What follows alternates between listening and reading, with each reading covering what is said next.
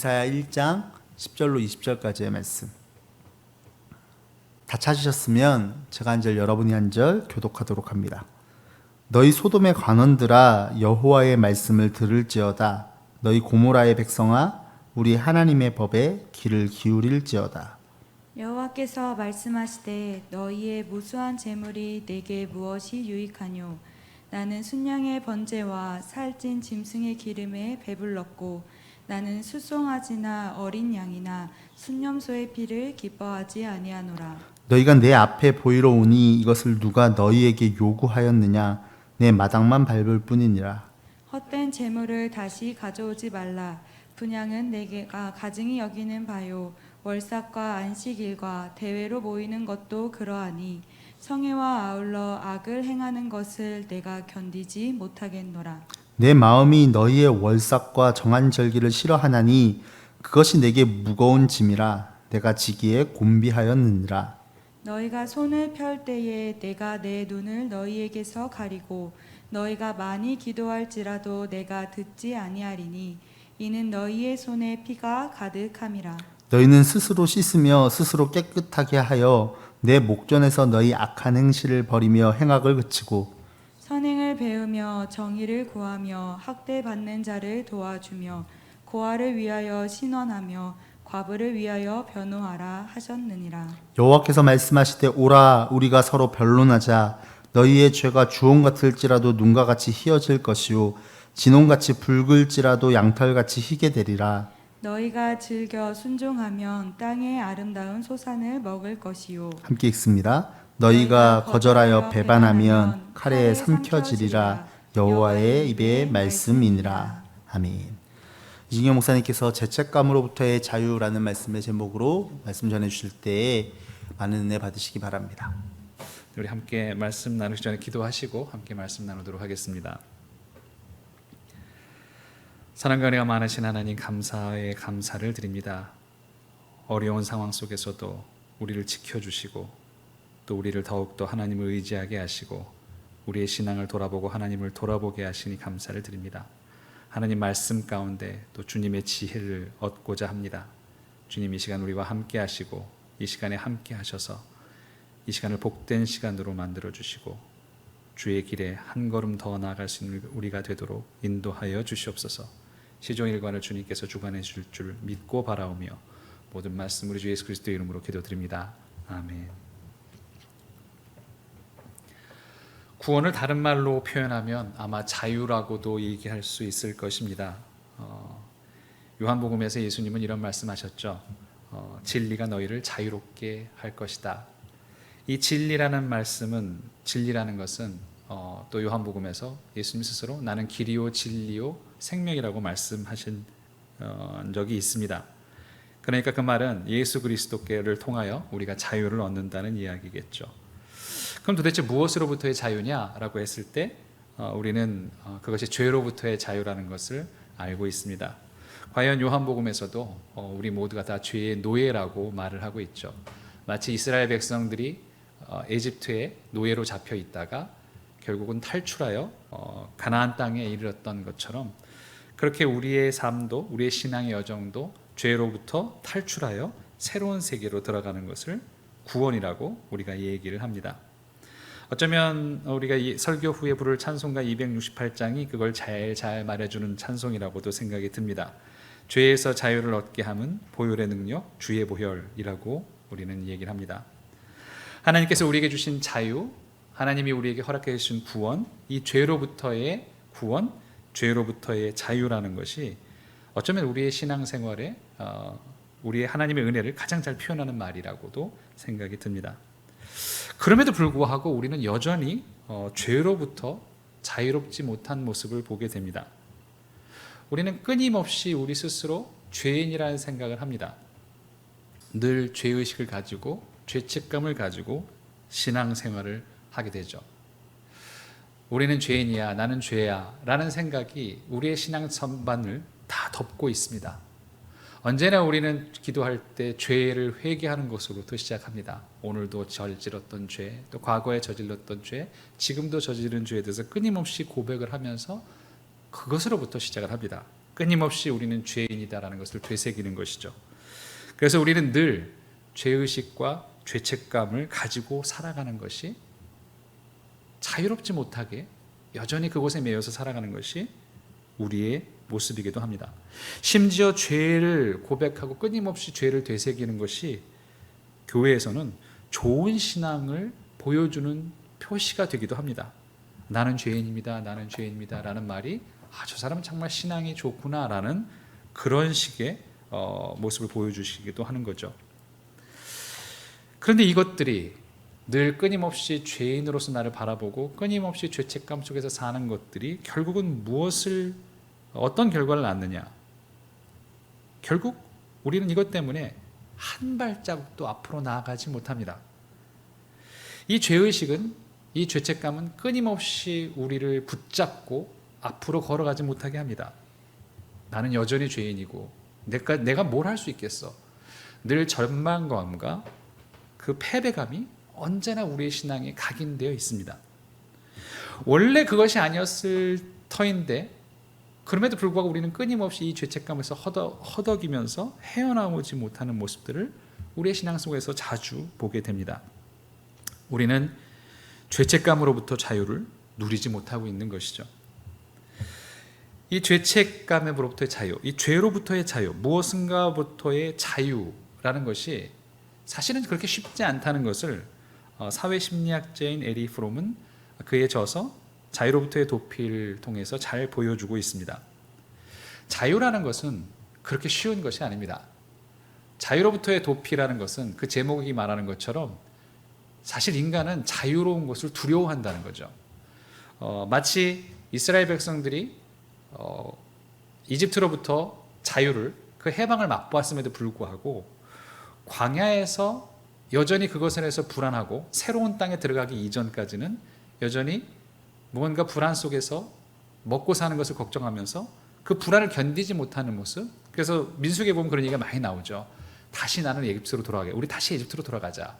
거기선 최소한 고기도 먹었는데 라고 하면서 끊임없이 모세 뒤를 붙잡았던 모습들을 보여주는 것처럼 그것을 가지고 이제 사회 현상을 그렇게 분석했던 것이 에리 프롬이 자유로부터의 도피라는 저서를 통해서 하려고 했던 그런 작업이었습니다. 에리 프롬은 2차 대전 전 그 자신 스스로 이제 나치에서부터 도망가서 미국으로 망명해서 이 책을 썼는데요. 사람들이 자유를 얻게 됐는데, 그러니까 그 중세 사회가 무너지면서 근세로 넘어오면서 개인이라는 것이 구성이 되고 거기서부터 자유라는 현대적 의미에서 자유라는 개념을 비로소 획득하기 시작했는데 막상 이것을 어디로 들어갈 것인지를 모르는 이 자유에 대해서 불안해하는 모습들이 결국은 다시 어떤 전체주의를 원하게 되고 히틀러라는 그 세력을 원하게 됐던 그 두려움을 견디지 못하고 결국 그렇게 갔던 모습을 잘 분석하고 있습니다. 에리 프롬은 사실은 자유를 두 가지로 얘기했죠. freedom from과 freedom to로 구별을 해서 무엇으로부터 자유롭게 된 것으로 충분한 게 아니다. freedom to, 어디를 향해서 나아가는 자유가 중요한데 그것을 찾지 못한 사람들은 다시 또 전체주의로 어떤 절대 권력에 의탁하게 되고 그 속에서 자기를 잃어버리는 쪽을 오히려 택한다는 것을 잘 보여주고 있습니다. 자유라는 것은 이렇게 쉬운 게 아니죠. 우리는 또 죄에서부터 자유가 됐다고 하지만 다시 죄책감이라는 것으로 또 묶여 들어가고 있는지도 모릅니다. 흥미롭게도 에리 프롬은 그렇게 된 일이, 자유가 온전히 이 자유를 불안함을 느끼고 다시 전체주의로밖에 돌아갈 수 없었던 그 절대 권력에 자기를 맡기면서 편안함을 누리려고 했던, 마치 이스라엘 백성들이 애굽으로 돌아가자고 했던 그 원인 중에 하나에, 그 영향 중에 하나에 종교개혁에 있어서의 죄의식을 지적하기도 합니다. 종교개혁, 루터나 칼뱅에서 나타난 종교개혁은 끊임없이 인간으로 하여금 인간은 무력한 존재야라는 것을 각인시켰다는 거죠. 하나님 앞에서 우리는 아무것도 할 수가 없어. 어차피 우리는 죄인이니까 라는 의식을 끊임없이 각인을 시켰는데 그것을 계속 생각하게 만들었는데 이것이 오히려 그런 영향을 미치게 됐다는 거죠. 오히려 거기서부터 벗어나지 못하게 하고 결국은 나중에 전체주의로 가게 되는 영향까지도 미쳤다고 생각을 합니다. 오히려 카톨릭 신앙에서는 뭔가 내가 죄를 졌지만 뭔가 내 공로로 그것을 어떻게 조금 무마시킬 수가 있었죠. 내가 하나님에서 어떤 의로운 일을 하면 그 죄를 없애버리고, 그리고 하나님 앞에서 왠지 좀 당당하게 설 수 있는 게 가능성이 있었을지도 몰랐다면, 오히려 개신교 신학에서는, 종교개혁지대에서는 아니야, 그것은 불가능해, 너는 철저히 죄인이야 라는 의식을 좀 더 강조하다 보니까 그렇게까지 나아갈 수 있는, 그래서 그런 사회적인 영향의 원인이 될 수도 있었다는 점을 지적하기도 합니다. 실제로 종교개혁에서 우리가 지적했던 것이, 강조했던 것이 바로 그 지점이죠. 우리는 죄인이야 라는 것이죠. 그래서 우리는 지금도 전도할 때마다 끊임없이 그 사실을 되새기면서 각인시킵니다. 모든 인간은 죄인이야, 우리는 죄인이야. 그래서 사실은 그 강조가 은혜로 넘어가기 위한 수단일 뿐이었는데, 은혜로 넘어가기 위해서 이 죄를 다 없애주시는, 이 죄로부터 우리를 해방시키시는 하나님의 구원을 강조하기 위한 것이었는데, 여전히 우리는 이 죄인이라는 것으로부터 벗어나지 못하고 있는 것을 보게 됩니다. 이 죄책감은 다시 한번 말씀드리지만 우리의 신앙을 한 걸음도 앞으로 나아가지 못하게 만듭니다. 왜? 나는 죄인이니까. 여전히 나는 죄인이고 오늘도 죄를 짓고 있는 내가 뭘 할 수 있겠어? 내가 하나님의 기대를 이렇게 늘 실망시키는데 내가 뭘 할 수 있을까? 나는 정말 형편없는 인간이야, 형편없는 죄인이라는 말, 이 사실이야말로 여전히 내가 머문 곳에 끊임없이 머물도록 만듭니다. 그러니까 결국 우리를 자라지 못하고 아이와 같은 상태에 머물게 만드는 것이죠. 우리의 신앙은 어른이 될 필요가 있음에도 불구하고 우리는 끊임없이 이렇게 아이로 남아있을 수밖에, 젖먹이 같은 아기로 남아있을 수밖에 없는 상황이 되고 맙니다. 바로 이 점을 히브리서 5장 12절에서는 신랄하게 비판하고 있습니다. 내가 오래되었으므로 너희가 마땅히 선생이 되었을 터인데 너희가 다시 하나님의 말씀의 초보에 대하여 누구에게 가르침을 받아야 할 처지이니 단단한 음식은 못 먹고 젖이나 먹어야 할 자가 되었도다.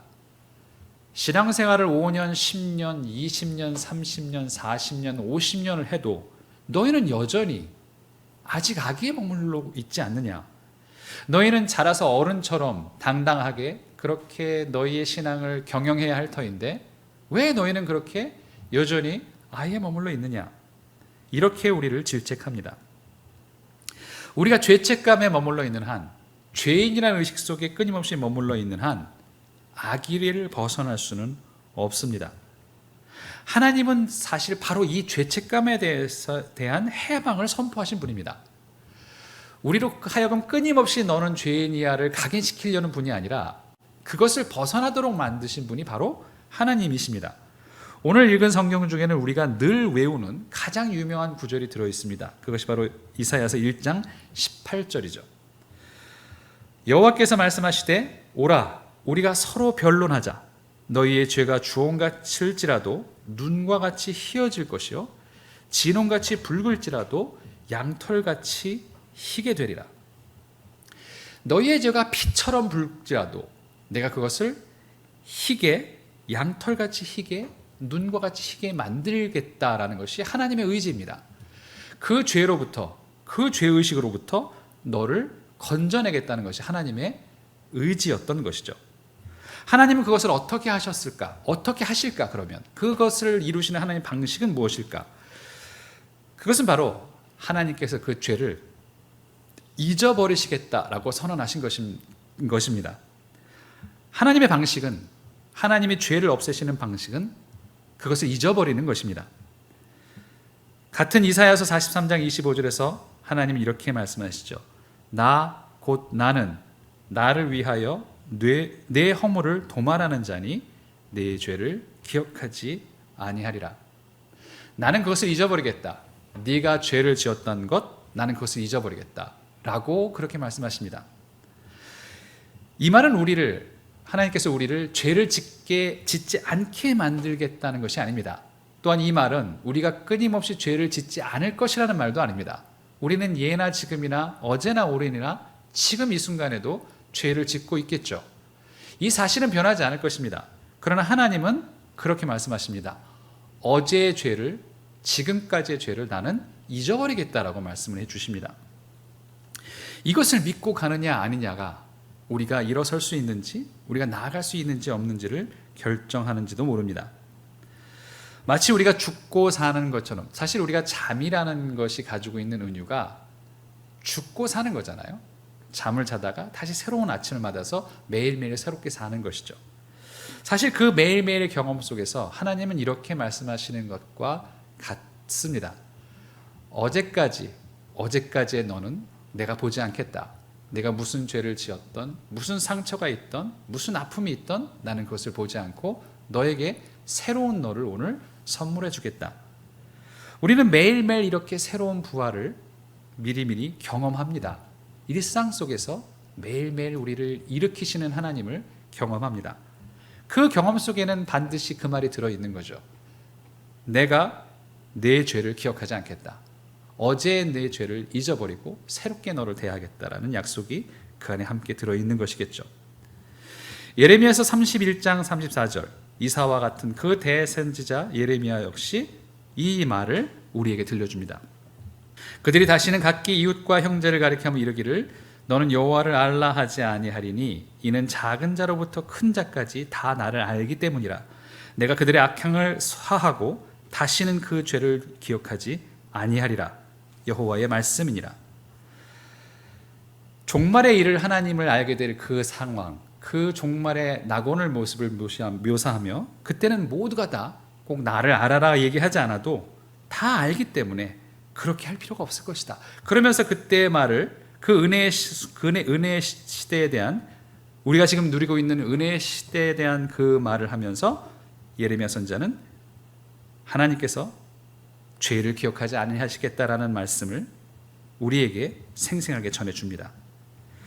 우리가 어른이 되어야 한다, 아이로 머물러 있으면 안 된다라고 그렇게 우리를 비판했던 히브리서 역시 바로 이 구절을 인용합니다. 히브리서 8장 12절은 이렇게 얘기를 하죠. 내가 그들의 불의를 긍휼히 여기고 그들의 죄를 다시 기억하지 아니하리라 하셨느니라. 바로 이 예레미야서의 말씀을 가지고 히브리서는 우리가 어떻게 어른이 될 수 있는가를 이렇게 제시를 합니다. 히브리서 10장 17절은 또 그렇게 얘기하죠. 또 그들의 죄와 그들의 불법을 내가 다시 기억하지 아니하리라 하셨느니라. 히브리서는 끊임없이 예레미야서의 이 말씀을 우리에게 전해줍니다. 우리를 얽매이는 그 모든 구습으로부터 우리를 벗어나게 할 수 있는 것은 무엇이냐? 하나님이 우리의 죄를 기억하지 않으신다는 것이다. 그러니 우리는 나아갈 수 있고 잘할 수 있다라고 얘기를 합니다. 그런데 너희는 여전히 너희의 죄에 묶여, 죄책감에 묶여 그렇게 아이로만 머물러 있을 것이냐? 끊임없이 죄를 용서해달라고 하나님께 칭얼대는 어린아이로만 있을 것이냐? 마치 어린아이처럼, 야단 맞는 어린아이처럼 끊임없이 그런 상태에 있는 것이 정말 하나님이 원하시는 것 같으냐라고 우리에게 말을 하고 있습니다. 우리는 죄책감에 발목을 잡혀서 영원한 어린아이로, 아기로 머물러서는 안 됩니다. 우리는 어른이 되어야 합니다. 사실 에리 프롬은 칼빈과 루터가 끊임없이 우리로 하여금 절망감, 인간으로 하여금 하나님 앞에서 절망감만 느끼게 한다고 얘기를 했지만, 그러나 그가 보지 못했던 한 다른 점이 있습니다. 아까도 말씀드린 것처럼 루터는 인간으로 하여금 끊임없이 절망에 빠지려고 그렇게 만들었던 것은 아닙니다. 그가 발견했던 것은 그것을 넘어서는 은혜를 결국 발견했던 거죠. 루터가 자기의 생물을 통해서 했던 것은 그 당시에 카톨릭 교회가 얘기했던 공로를 통해서 무언가 보상하고 나아질 수 있다는 것에 대해서 그것이 너무나 불가능하다는 것을 깨달았던 것이죠. 도대체 나는 이 죄책감에서 어떻게 벗어날 수 있을까를 몸부림쳐왔던 것이 바로 루터의 삶이었습니다. 그래서 가장 혹독한 수도원에 자기 자신을 집어넣어서 그렇게 아무리 이 죄책감으로부터 벗어나려고 했어도 벗어나지 못했던 루터가 발견했던 것이 바로 이 진리였습니다. 하나님께서 우리의 죄를 기억하지 않고 하나님의 은혜가 우리 이 모든 것을 덮는다는 것이었죠. 오직 믿음으로만, 또 오직 그것에 대한 하나님에 대한 신뢰로만 이것이 가능하다는 것을 알고 그 다음부터 루터는 변했습니다. 그래서 예전에 제가 여러분에게 소개시켜드렸던, 설교를 통해서 소개시켰던 그 유명한 말을 했던 것이죠. 루터가 이런 말을 했다고 말씀드렸죠. 담대하게 죄를 범하라. 이 말이 정말 죄를 짓고 살아라는 뜻일 리가 없겠죠. 루터는 이 말을 통하여 죄를 지을 수밖에 없다는 사실을 깨끗하게 인정하라라는 뜻으로 이 말을 하고 있습니다. 너는 어차피 죄에서 벗어나지 못해. 너는 오늘도 죄를 짓고 내일도 죄를 지을 거야. 하나님이 그걸 모르시는 게 아니야. 그런데 너는 거기에 아직까지 얽매여 있니? 그건 사실은 자기 의일 뿐이야 라고 우리에게 말씀하시는지도 모릅니다. 우리가 죄책감에 머물러 있고 나는 죄인이라고 얘기하는 것이 그게 좋은 게 아니라 어쩌면 나는 더 의로워질 수 있다는 자기 의에 발현한 그런 생각일 수도 있다는 것이죠. 루터는 그것을 버렸습니다. 그것이 안 되는구나 라고 버렸던 것이죠. 그리고 하나님의 큰 은혜를 체험했던 것이죠. 내 죄를 기억하지 아니하겠다는 하나님의 은혜를 기억하고 발견했던 것이죠. 마치 바울 사도가 그랬던 것처럼 모든 사람이 죄인이라는 얘기를 그 얘기를 하고 싶었던 것이 아니라 그 다음에 하나님의 은혜가 모든 사람에게 미친다는 것을 하고 싶었던 것을 마침내 발견하여서 우리에게 전해준 것이죠. 사실 담대하게 죄를 범하라 이것이 담겨있는 문맥이 있습니다. 그것도 예전에 소개해드렸지만 다시 한번 소개를 드리자면 이 말만 한 것이 아닙니다. 그 앞뒤에는 이런 말이 붙어있죠. 죄인이 되라. 그리고 담대하게 죄를 범하라. 그러나 보다 더 담대하게 그리스도 안에서 믿고 기뻐하라. 루터는 우리에게 우리의 신앙생활은 기쁨과 하나님을 향한 신뢰 가운데 이루어져야 된다고 말을 합니다. 죄책감에 빠져있는 죄를 끊임없이 의식하는 신앙생활은 기쁨이 존재할 수 없는 신앙생활입니다. 끊임없이 내 죄를 생각하고 나는 죄인이로소이다, 나는 죄인이로소이다 라고 얘기하는 것은 기쁨이 있을 수 있는, 거기서 만약에 멈춘다면 기쁨이라는 것이 있을 수가 없는 신앙이죠. 그러나 루터는 이렇게 얘기합니다. 죄인이 되라. 뒤에 생략된 말을 하면 어차피 너는 죄인이니까 라는 말일 수도 있겠죠. 그리고 담대하게 죄를 범해라. 역시 어차피 너는 그럴 수밖에 없을 테니까. 그러나 그것은 절망이 아닙니다. 그러나 그것보다 더 담대하게 믿고 기뻐해라. 하나님은 이미 잊어버리시고 너를 새롭게 매일매일 창조하고 계시니까 라는 은혜를 우리에게 전해지고 있는지도 모릅니다. 그렇게 하여 루터는 감히 우리로 하여금 너는 성장한 어른으로서 하나님 앞에 서야 된다고 얘기하고 있는지도 모릅니다. 종교개혁 시대의 루터가 얘기했던 것과 비슷하게 또 현대 시대의 한 목사님은 우리도 역시 어른이 되어야 한다는 말을 다른 식으로 전한 적이 있습니다. 그분이 바로 요즘 한창 오해되고 있었던 보네포 목사님이시죠. 보네포 목사님은 그분이 감옥에서 쓴 서신들을 모아놓은 옥중서신, 저항과 복종이라는 제목의 옥중서신에서 여러 가지 신학적인 단편들을 우리에게, 그런 초안들을 우리에게 전해주셨습니다. 개인적인 편지도 들어있지만 그 속에 여러 가지 하나님에 대한 그런 단편들, 또 생각들, 시들을 많이 모아놓은 책이 바로 저항과 복종이라는 책인데요. 그 속에서 한 곳에서 보네포는 이미 성숙해질 대로 성숙해진 세상에서 더 이상 신화를 믿지 않고 신을 믿지 않는 세상 속에서 그리스도가 결국 어떤 모습을 보여야 될까를 고민하는 흔적을 보여줍니다. 더 이상 기적을 믿지 않는 세상 속에서, 더 이상 이렇게 과학이 발전해서 그런 믿음이 더 이상 필요 없는 세상 속에서 우리는 우리 기독교는 어떤 모습을 가져야 될까라고 하면서 그가 최종적으로 고민했던 부분은 종교가 아닌 형태의 모든 종교적인 요소가 사라진 그리스도교를 고민합니다. 유감스럽게도 이것이 생각이 완전히 이렇게 좀 전개가 돼서 결실을 맺지 못했죠. 2차 대전이 끝나기 직전에 처형을 당하셨기 때문입니다. 사실은 이제 그분을 생각해 볼 때보다 이런 생각이 많이 듭니다. 이분이 만약에 신학자로서 계속 그 이후에 살아서 정말 어떤 신학적인 사상을 발전시켰더라면 굉장한 신학적인 기여를, 신앙에 엄청난 기여를 하셨을 수도 있었을 것이다라는 생각은 누구도 의심하지 않는 사실입니다. 그래도 놀랍게도 하나님의 뜻은 그런 게 아니었던 모양입니다. 하나님은 그를 이 시대의 순교자로 만들기를 더 원하셨던 모양이에요. 그래서 결국 그의 삶은 우리의 순교자로 우리의 삶 속에 각인되어 있습니다.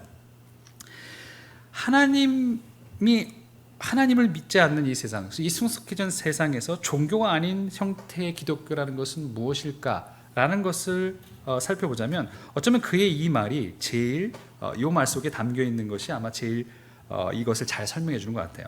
그는 이렇게 얘기합니다. 하나님 앞에서 하나님과 함께 우리는 하나님 없이 살아갑니다. 하나님 없이 살아가야 한다라고 얘기를 합니다. 그러나 이 말은 마치 루터의 말처럼 담대하게 죄를 범하라는 말처럼 오해의 여지가 있죠. 보네퍼는 이 말을 통해서 그래 하나님 없는 것처럼 우리가 막 살자라는 뜻으로 한 게 아니죠. 이 말은 우리도 어른이 되어야 된다는 말을 이렇게 표현하고 있는 것입니다. 무슨 얘기냐면 이런 거죠. 우리가 이제 아이를 봤을 때 이런 거죠. 우리는 아이가 자라는 것을 원하죠. 모든 부모는 아이가 처음에는 엄마한테 젖을 달라 하고 아빠 엄마한테 무언가를 이렇게 챙겨줘야 되고 늘 아이로 있다가 점점점 자라서 성년이 되었을 때는 자기의 삶을 살기를 원합니다. 자기의 삶을 살고 또 다시 한 사람으로서 한 성인으로서 나가서 일하고 사랑하고 그다음에 세상을 위해서 일하기를 원하겠죠.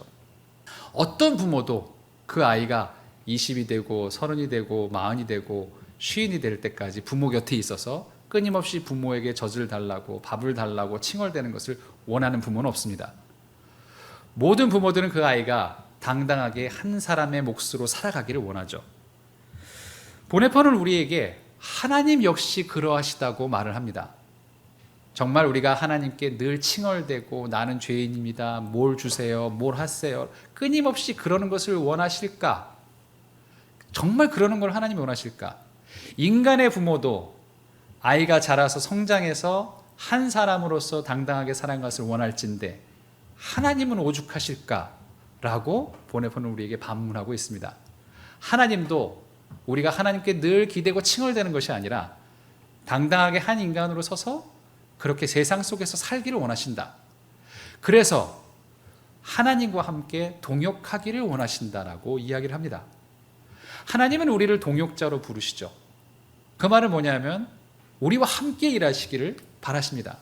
그런데 우리가 늘 아이로 칭얼대고만 있다면 우리의 죄책감에 쌓여서 그 속에서 절망하면서 끊임없이 하나님께 칭얼대고만 있다면 하나님 보시기에도 답답하시겠죠.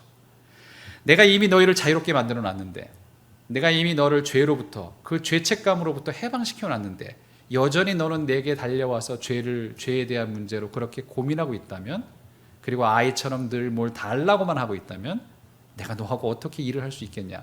나는 너하고 일을 하고 싶은 것이지 네가 자라서 너와 함께 일을 하고 싶지 네가 그렇게 나이가 많은데도 내가 너를 칭얼대는 부모처럼 너를 케어해주고 싶은 게 아니다라고 하나님도 생각하시겠죠.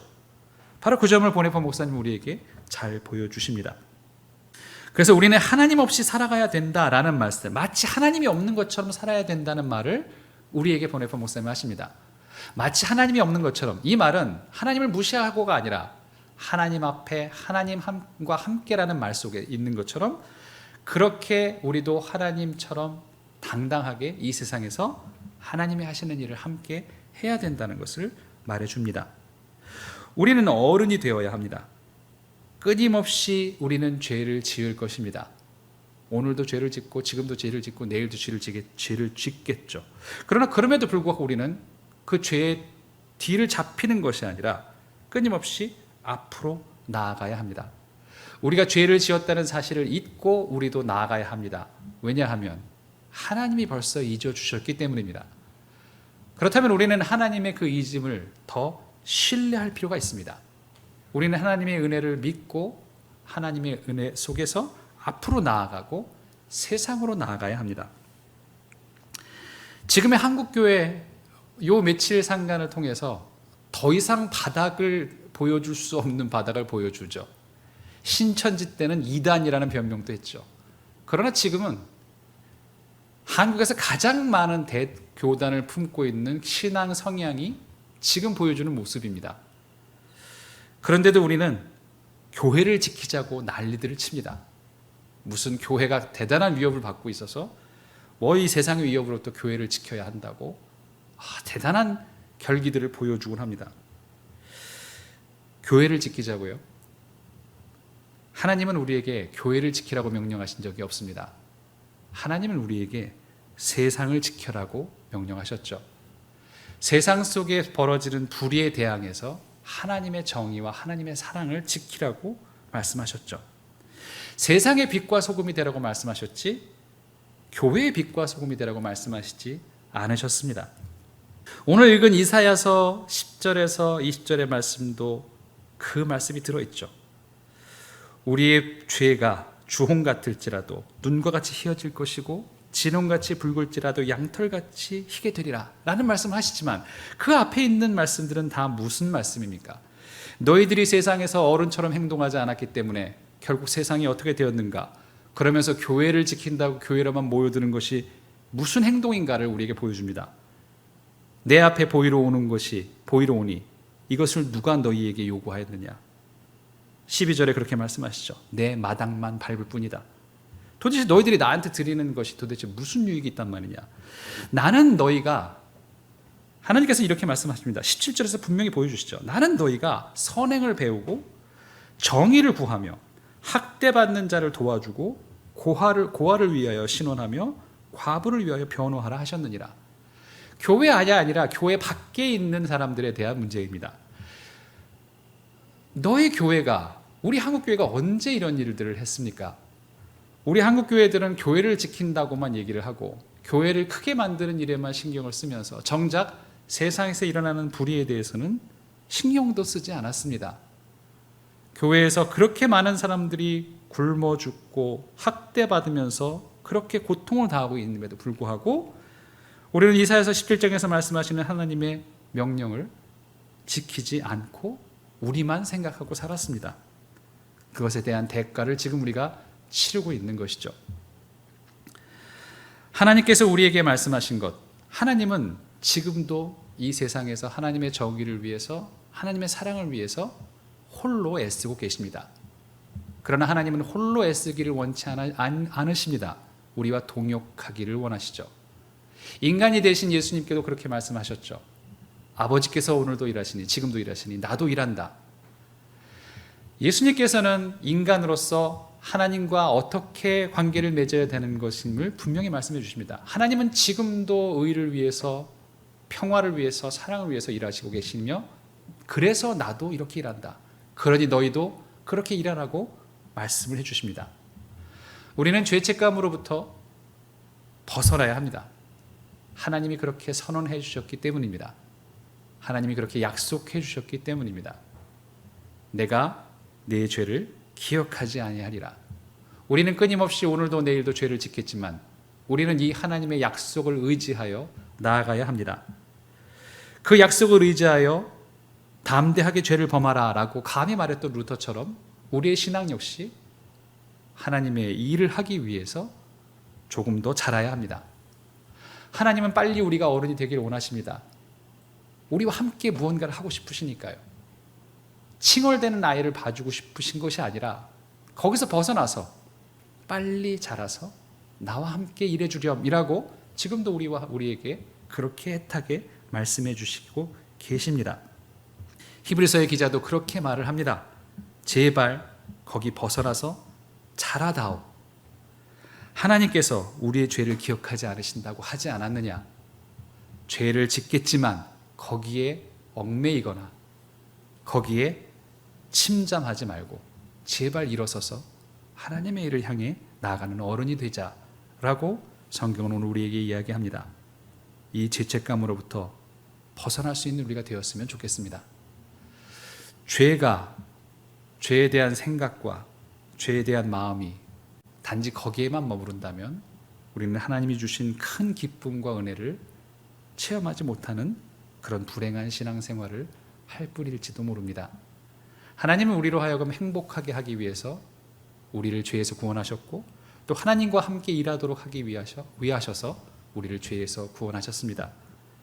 하나님이 원하시는 어른이 되어 하나님과 함께 동행하시는 저와 여러분 되시길 주님의 이름으로 축원합니다.